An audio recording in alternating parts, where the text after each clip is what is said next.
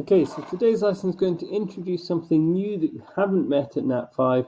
Again, these are really useful skills. These are just little skills that we're going to use and play with as we go through the kind of topic on straight lines. And those are the ideas of the midpoint between two other points and the distance between 2 points. We will actually have met the distance between 2 points, but I'm going to give you a bit of a reminder on that. And I'm also going to, some of the questions I'm going to give you today really extend your understanding of that. And I'll show you some examples of questions where hopefully you're extending what you already know and thinking slightly more deeply this idea of distance between points. So got 2 points, 3, 4, and 7, 1. First thing we need to do is 3 along, 4 up. Let's mark that on our diagram. Second point, 7 along, but only 1 up. So just to get a feel for where these points are, I'm just sketching them out. Now you don't need to do this on every question, but to get a feel for how to do this, we are going to do that. So when I talk about the midpoint, I'm like drawing a line between them, and I want right in the middle of that line. So these two lines here are the same. I've drawn a little triangle to show how far along we're going and how far up. Now, if you think about that, going from 3 along to 7, we're going 4 along. Going from 1 up to 4, we are going 3 up. If I want to know where this midpoint is, well, it's halfway along between these two, isn't it? Because this, we draw another triangle, you can see these two triangles are similar. So these lengths are, if the whole thing's twice a single one of these, then the whole base is going to be twice just part of the base. So that's 2. And we can do exactly the same with the height. If this height's 3, this one must be as big, so it must be 1.5. And we can then work out the coordinates at this point. They must be 1.5 above, so they must be 2.5, and the 2 back that way from 7. So we have 5, 2.5. Now, that's a little bit cumbersome to do every time, to draw a picture. So we actually have a really nice little formula.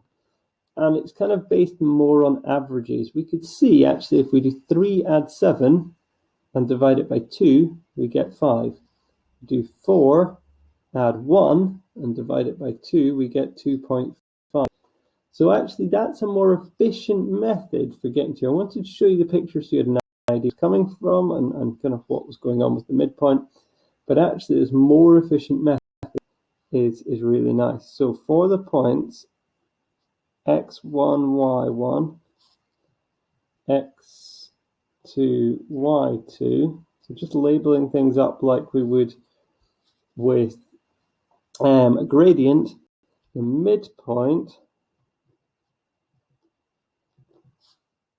is, and we've got coordinates, so we're going to draw our brackets, make them a bit bigger because we've got lots to fit in. So that's x1 plus x2 over 2. And here we have y1 plus y2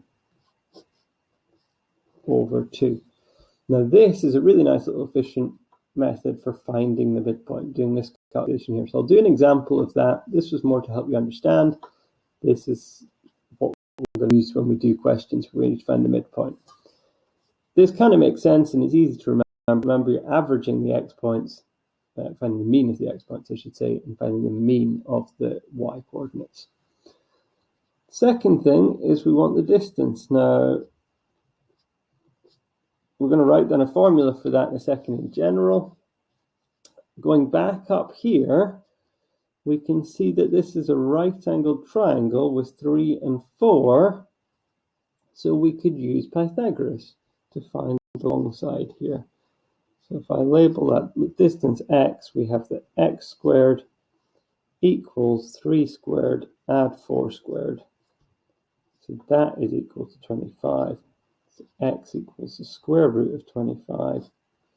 And the square root of 25 is 5. So we get the length of our line, or the distance between the points, being 5 units in this case. I didn't tell you what we're working in, but 5 units. we can do exactly the same as we did here. We can generalize, and actually there's a really nice formula. How did we work out these lengths? Well, if I want to work out that's 4, I do 7, take away the 3. So I can do, my formula is length or distance between points is equal to the square root of, so like we square rooted up here in Pythagoras, we've got square root. And we're going to write it down, so it's our difference in our x's, and then square it. So it's x2 minus x1 all squared plus y2 minus y1 all squared. Now when we do examples, we've got a choice. We can either draw the little triangle and use that, or you can jump straight into this formula and use that. It's really up to you which one feels more comfortable for you. This formula is going to tell us a few other things as we go down the road. We'll see this formula in use. So it is handy to have this in mind alongside the midpoint formula. I'm going to jump in and do quick examples just now, and then once we've done our quick examples, we are going to do some more complex examples. So we are going to find the midpoint and distance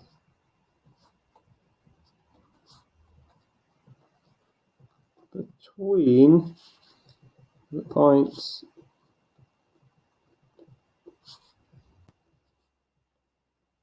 four, 7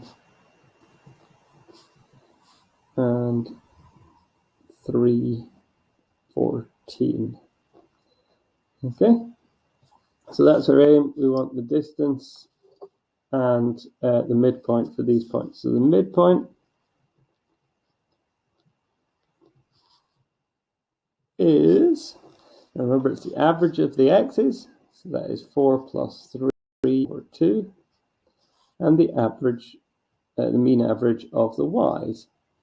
So 7 add 14 divided by 2. Here, 4 add 3 is 7, divided by 2 is 3.5.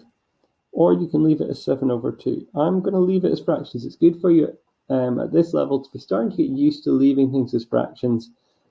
Often that will be easier to work with. And this one is 21 over 2, or 10.5 if you've written it as a decimal. But I'm leaving things as fractions at the moment.